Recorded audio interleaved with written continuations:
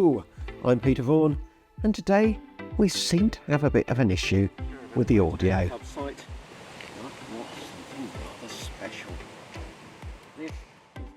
So part of this review is by voiceover, I'm afraid. Apologies. The van I'm testing is the Prestige XL from Lincolnshire-based Knights Custom Conversions.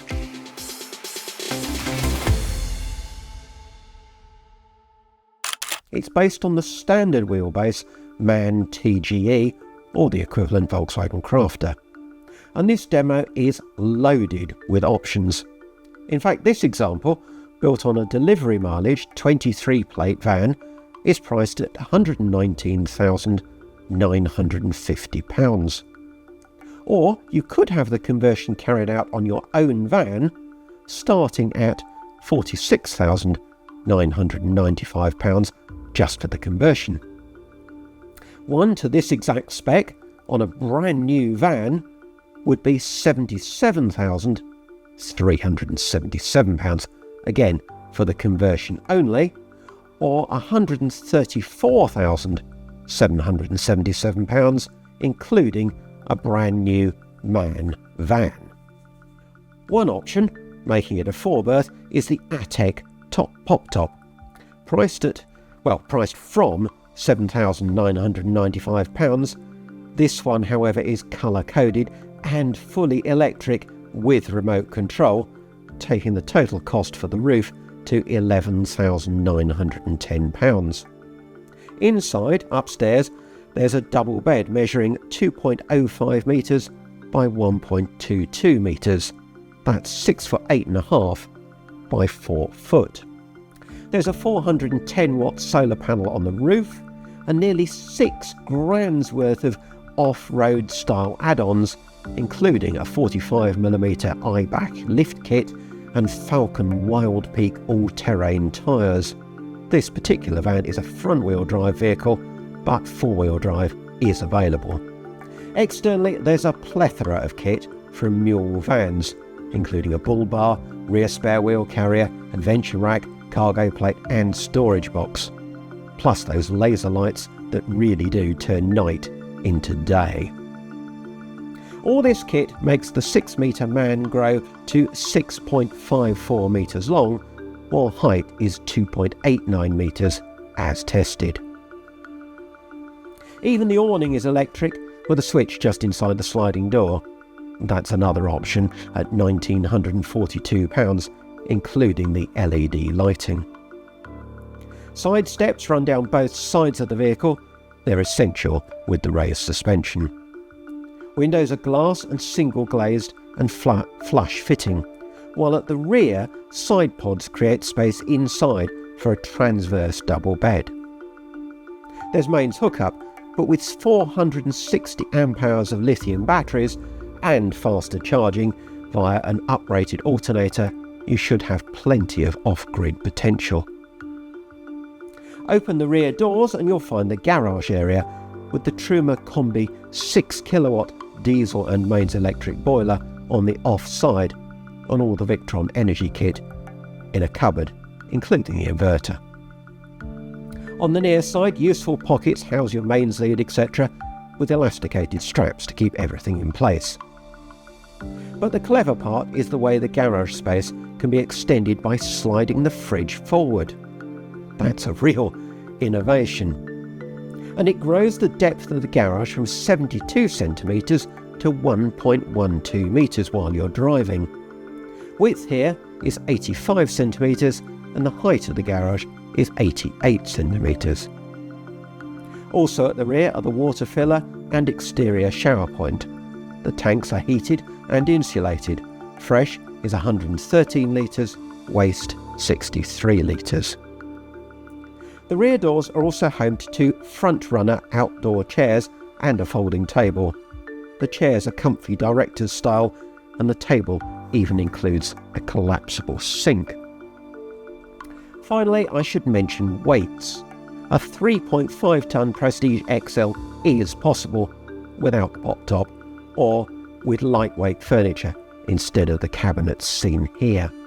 This example is plated at 3.9 tonnes for a payload of 550 kilos. Now, at last it's lunchtime. So you've waited long enough now. Time to show you the beautiful interior of this Prestige XL. Are we nearly there yet? It's a familiar chant, isn't it? But perhaps not if you've got a Prestige XL. It's the usual 2 swivel cab seats, half dunnet type arrangement in the back. But these are proper automotive type seats. Not only that, but you can slide forward and recline for a little snooze. Certainly more comfortable than Ryanair. And you can plug your devices in here because you've got a couple of USBs. And if your brother or sister is annoying you, well, just move apart and have a little bit more room. And then when you get to site, the cab seats simply swivel round. And even those aren't your standard seats. They've got extra padding and sort of wings, almost like rally seats, but they are a little broad. For me, I'm, well, quite narrow. Would suit somebody a little wider in the beam better than me, but nice seats nonetheless. And a really unusual touch is the way the handbrake tips on its side to enable the driver's seat to swivel. Then with the table added, well, it's perfectly adequate for 2, but this beautiful oak table will struggle for 4 place settings. Maybe this van's maybe a little bit small for 4 people anyway, unless 2 of them are quite small, but you have got that pop top option if you want it. Dining then is comfortable, or relaxing in here. It's a comfortable space because the seats are so nice. They're not just, well, in the rear it's not just a flat bench. And of course you've got Isofix on that rear seat as well. Top hinge windows on either side, and despite the pop top you have got that roof light in the pop top with a max fan in it as well. You've got a little bit of storage in this false floor where my feet are, and then quite a generous storage area under the 2 rear travel seats, which is quite unusual. It's a good sized space in there. There's full headroom right into the cab, so that's nice for walk through. And then you've got coat hooks on either side. They're useful because there's no actual wardrobe in this van. There are hooks though in the washroom too, so if you've got wet gear to hang up, well, that's the place for it. But the thing you really notice as soon as you come in here is just the quality of finish and the design. I like this sort of tartan upholstery, has a bit of a Golf GTI look about it if you like, and then this beautiful wood edged furniture with these curves at the end, and of course most striking of all, the oak headlining or ceiling with this geometric pattern in it. That's quite something. When it comes to the kitchen, that oak worktop matches the table, of course, and the ceiling. And you can see straight away that this is a gas-free camper with this Sterling Power twin ring induction hob. Down below you've got a Bosch microwave, and that will be a Bosch microwave and grill in future.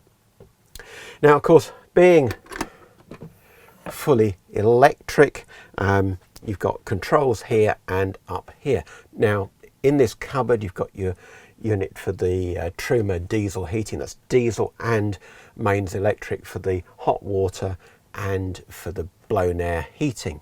And then alongside you've got your control panel for things like water levels and to switch lights and water pump and awning light on, all that sort of thing. Down below here you've got your Audi Aqua Clear. Well, that's a filter for the water that comes out of your kitchen tap, so you get nice filtered water. And then this is the one that tells you how everything's going. So it tells you what power you're using, what's coming in from the solar, and what the overall state of the batteries is. Now, when I arrived yesterday, it was on 90%. It's down to 54% now. So I've had lots of use. I've used the microwave and the hob, and I've had lots and lots of lights on. So I'm probably using a bit more than most people would. And I've used the blown air heating. It was quite cold last night, while it's beautifully warm today. And I'm down, as I say, to 54%. So you've probably got a couple of days of usage without getting too much benefit from the solar.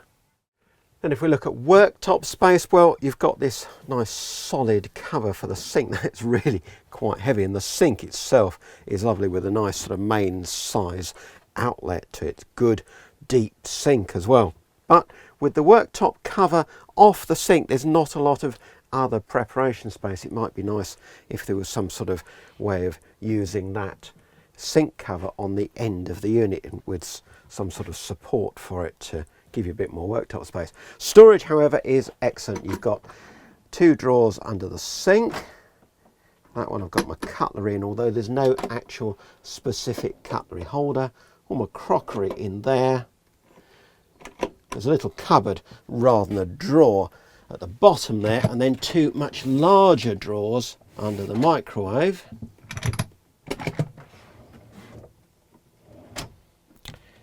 Don't forget you need the right pans for your induction hob. And then a pull-out storage unit here, ideal for your non-perishable foods, tins and packets and so on. Then if I just step back into the washroom to show you the fridge, because that is a really impressive size for what's quite a compact vehicle. It's a 130 litre compressor fridge. Might not look it, but it's a really good sized fridge. And then over on the kitchen, you've got a pop-up power tower. Just double tap it with USB A and C and 2 3-pin main sockets. Just double tap on that and it pops up electrically. And then, well, you're certainly not short of places to plug in your appliances, because you've got more main sockets here as well as USB and 12-volt sockets. And then opposite the kitchen, of course, is the washroom behind this roller screen type door that takes up no space. It's not a huge room, but it is big enough to have a shower, and certainly plenty big enough when you're sitting on this bench cassette toilet. Loads of leg room. You've got toilet roll holder, hooks for your towels and so on, a little recessed little basket here for your shampoo and so on. No real storage. There's no cupboard space in here, and there's no basin. When you want to wash your hands, you have to go to the kitchen sink. But that was a conscious decision, because this is a small space, and to put a basin in here would only have made it feel smaller. You've got a duckboard in the shower tray. Everything again is nicely finished, and there's even a little detail that the shower drain has a pop-up cover so that you don't get smells coming up from the waste tank. Completing the layout, of course, is the bedroom over the rear garage, and that's accessed by this drop-down ladder. And up here you have a double bed that's 1.89 metres long by 1.29 metres wide, which is 6'2.5" by 4'3". You've got sliding windows at either end of the bed. Again, nice lighting built into the ceiling, as well as strip lights at the head and tail of the bed. It's a really thick, comfortable mattress. Can't emphasize enough how comfortable this bed is. How could it be better? Well, I'd like deeper cupboards on this side and no cupboards on this side, so that I could sit up in bed in the morning. One thing I do like, though, is this feature. I've not seen the like of this before. You can really shut yourself in, and that might be handy if you've got little ones sleeping in the pop top. They can't come and disturb you, and you really have got privacy. Or if just one of you wants to have a lie in the morning. So, a good sized bed. You do need, of course, those pods And I would like to see the edges of these just shaped off a little bit, rounded off, so that they're not such sharp angles. But as you can see, there's enough headroom under the bed when you're actually sleeping. It's just when you get in and out of bed, you need to be careful not to bang yourself. There's also a TV at the foot of the bed, which I was a bit worried about kicking during the night. It's got a sound bar too, but maybe I'd have that somewhere else. And it's that sort of detail that you can change. Don't have these cupboards, because every night's conversion is built to customer order. So they're bespoke builds, and you can change the decor and details to suit. Right, time now to go for a drive.